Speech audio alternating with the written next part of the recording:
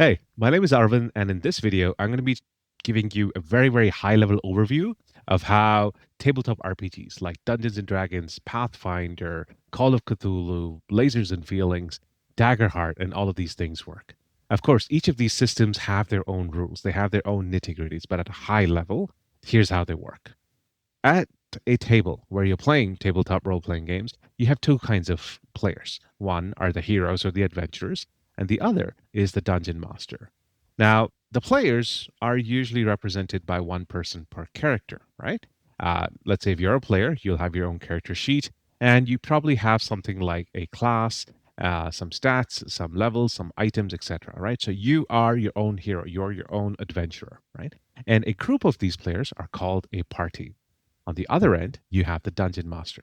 This dungeon master can be best um, thought of as a game engine, as the person who is running the world, as the person who's creating the setting for the players to play around in, as the person who is going to be running the monsters and helping be a referee or an adjudicator of whatever the players are doing.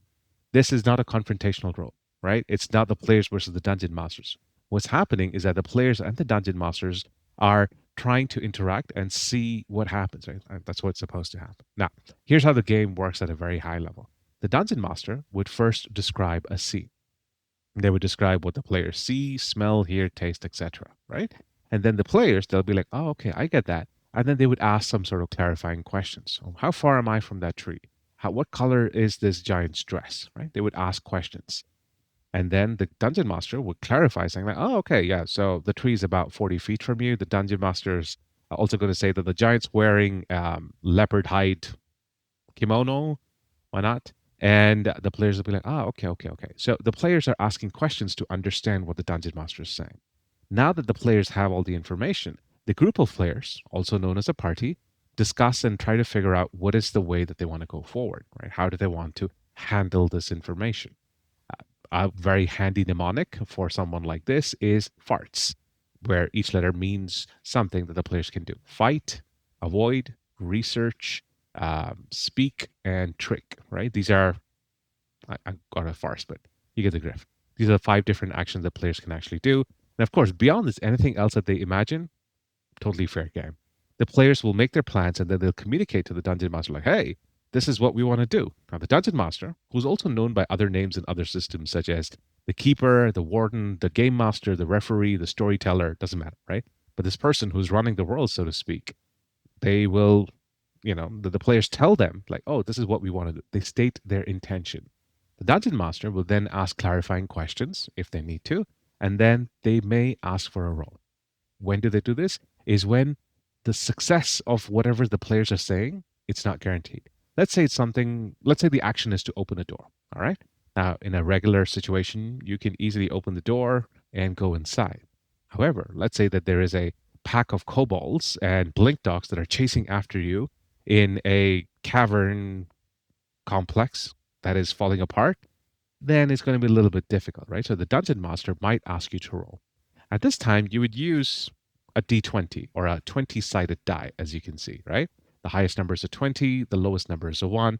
You would roll it and you would look at the number that pops up on top, which in this case was 18, right? And you would state that number. The dungeon master would then interpret the result of that roll and continue the story. I'll give you that example of the door, all right? If it's a normal situation, everything's good, it's a sunny day in Ghibli Town, and you're saying, "I want to open the door," the DM's like, "Okay," you open the door, you go in, and then they would describe the new scene.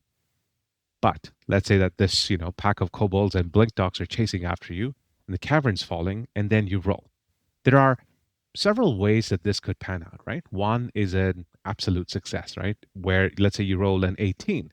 The game master says you try to push and shove, and it's a little bit creaky and rusty in the hinges, but you are able to shoulder your way through and enter the door. That's what you get with an 18. But let's say you rolled out a 10, all right? With a 10, it could be a middling success, or maybe it's a success with complications. The way the game master knows that is when they're asking you for the roll, they'll set a number called a difficulty class in their head. Now, this is in Dungeons and Dragons, but it works similarly in other systems as well, right? So the difficulty, they would have said, let's say the difficulty is 15, all right? And then you roll a 10. What happens is that the game master would say, "Well, you are able to, open the door, and it's like caught, and you're pushing hard, and with like a couple of shoves, you're able to get through. But one of the Blinks dogs gets like a chomp at you. So then they will make an attack roll and perhaps give you some damage. All right. Now, let's say in a disaster situation, you end up with a 2 on your roll. Then for that, the game master might then narrate the situation as you're trying to, shoulder the door, you're trying to push hard, it's stuck, and then you realize that the cavern's already collapsed on the other side. So that door is jammed, and now you are surrounded by this pack of kobolds and blink dogs, and then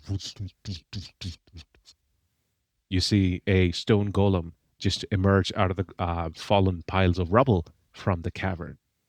Prepare for combat. Now you see the same situation was in 4 ways: when there was no threat, when there was a mild threat, and you had like a 18 on the success, and then when you had like a success with complications, and then you had a failure. And depending upon the system and the game master, the specifics of these actions will be resolved in different ways.